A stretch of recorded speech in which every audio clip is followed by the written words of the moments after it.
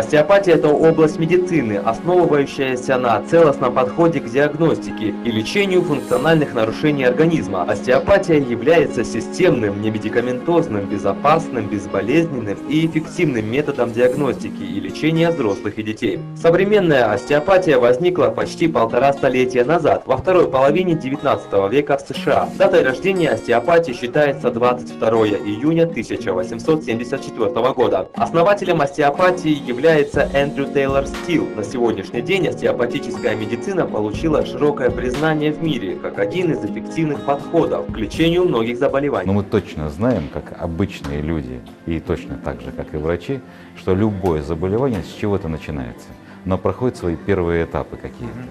И этот этап не начинается в каком-то конкретном месте, он начинается у этого человека.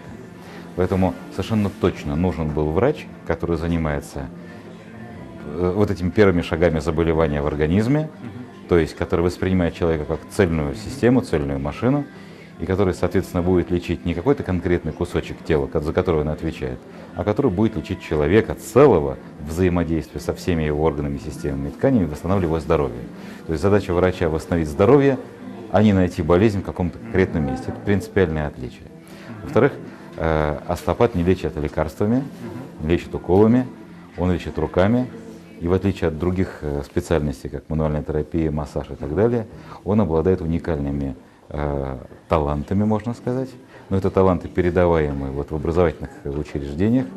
И учат таких специалистов — это врачи. С начала 20 века остеопатия с континента Америка распространилась и на территории Европы и получила широкий интерес у специалистов. Вскоре остеопатия становится отдельной уважаемой профессией во многих странах мира. В наше время лечение методом остеопатии хорошо развито в Европе. Житель Швейцарии Вернер ван Камп входит в ряды тех людей, кто отточил свое мастерство по этому виду лечения. Он приезжает в Кыргызстан уже в 4-й раз, дабы поделиться с местными врачами искусством лечения методом остеопатии. По его мнению, на сегодняшний день среди центральноазиатских стран в Кыргызстане лечение методом остеопатии получает большое развитие. Европейский эксперт отмечает, что это все благодаря более высокому уровню образования наших врачей.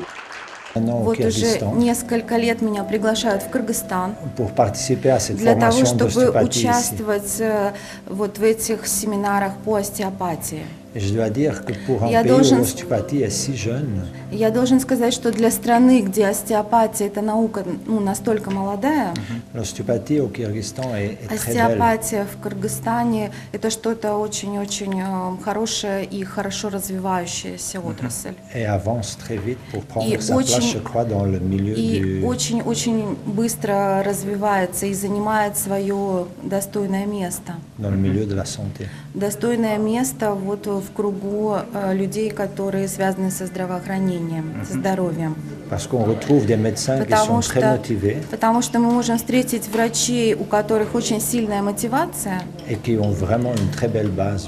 у них очень есть хорошие базовые знания, да, чтобы начать практику.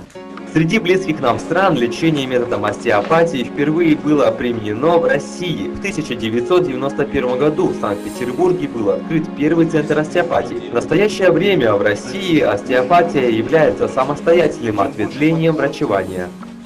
Остеопатия в Кыргызстане делает свои первые шаги, но за те 5 лет, которые остеопатия здесь развивается, она сделала огромные первые шаги. И можно сказать, что то, что у нас удалось сделать в России за 20 лет, Киргизия сделала за 5 лет. Это нас удивляет, радует. Это великая заслуга и Бактыгуль Шишкевны Усубековой, и команды преподавателей Евразийского института остеопатии. И сегодня нам очень приятно, как вашим северным соседям, видеть такой бурный расцвет нашей любимой специальности.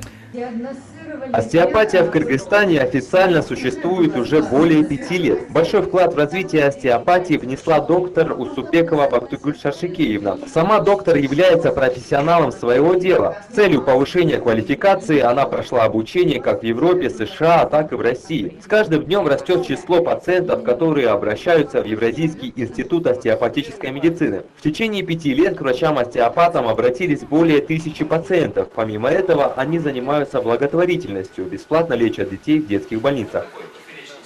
Одна из причин, что 5 лет назад мы открыли этот институт, связана с тем, что я закончила образование в России, защищала диплом во Франции, и тогда поняла, что это наука, специальность, наука, которой мы стали заниматься там, в России, и обучаться, она имеет огромную перспективу, она очень благородная. И результаты фантастические. И поняла, что мы не должны отставать от мировой науки.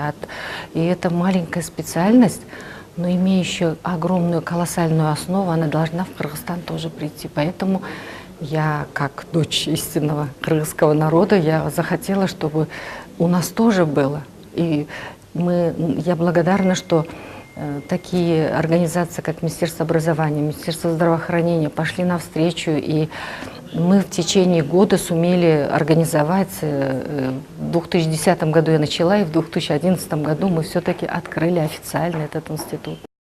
За 5 лет после открытия института уже второй поток выпускников окончил Евразийский институт остеопатической медицины, которые стали профессиональными специалистами. Следует отметить, что во всем евразийском пространстве этот институт является единственным в центральноазиатских странах учебным заведением, предоставляющим лицензионное государственное высшее образование в области остеопатии. В этом институте учатся не только кыргызстанцы, но и врачи из соседних стран получают здесь второе медицинское образование. На данный момент Евразийский институт остеопатической медицины зарегистрирован в Министерстве здравоохранения Кыргызской Республики, а также в Министерстве образования и науки. Так пожелаем удачи и успехов остеопатам в их нелегкой, но очень нужной и благородной профессии.